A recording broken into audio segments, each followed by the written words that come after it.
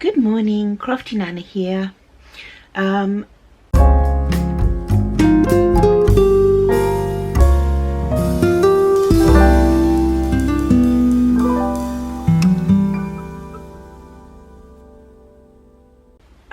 just been talking to myself in my head. Now, my husband was surprised that he wasn't the only person who had dialogue going on in his head.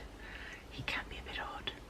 Everybody talks to themselves. Everybody is telling themselves off all the time, or, you know, muttering about what they should have said, or we all have internal dialogue.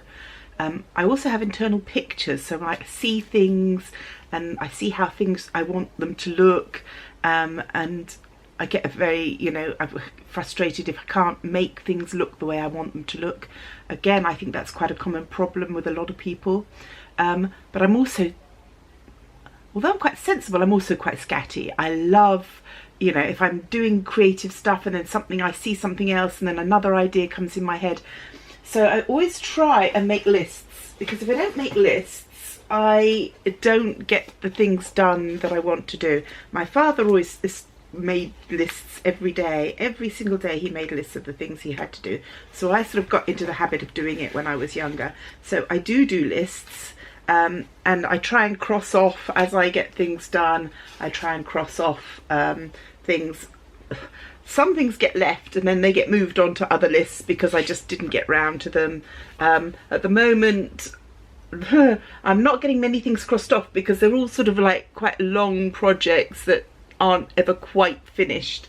So today I wanted to try and finish up some of the things waiting on my list to be done. As you can see, I spent quite a bit of time doodling instead of actually getting on and doing things. Typical. But there we go. So one of the things on my list was to get a whole load of my jewellery fixed up. It's always little things. So you've got a lovely pair of earrings and you want to wear it and you take it out the box. It's got one stone missing. You can't wear it with a missing stone, and so that pair of earrings is useless. I have bags full of stones. It's just a matter of sitting down, finding the right stone and gluing it back. I have earrings that I absolutely adore, but one of them's missing a pin, needs the pin putting on.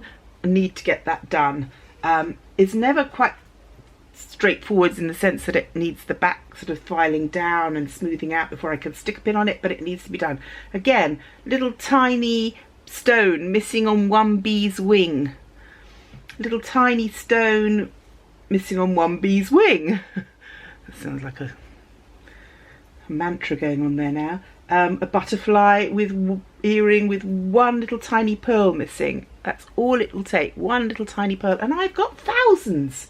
So I want to get some of these out of the way, then I can finish up making Tilly's little display boxes with the jewellery for her Monster High, little tiny doll shop sized bits of jewellery for her.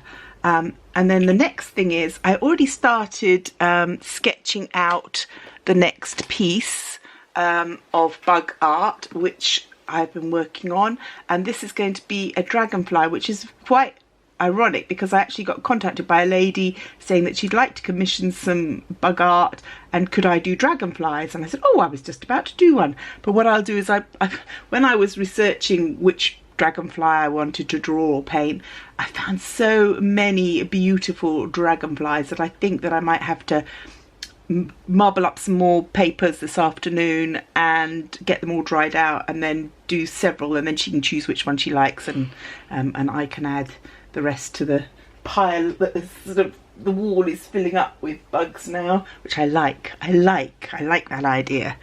So as well as the jewellery, fixing my jewellery, I've still got the steampunk bed to make, and I've just decided that I really want to chop up this, and I found a plastic lid and I found a perfect clock face that fitted in it, so I might actually make a steampunk type clock and attach it to the bed and then make it look really cool. So that's another thing this afternoon if I get all this done. So I better crack on, hadn't I?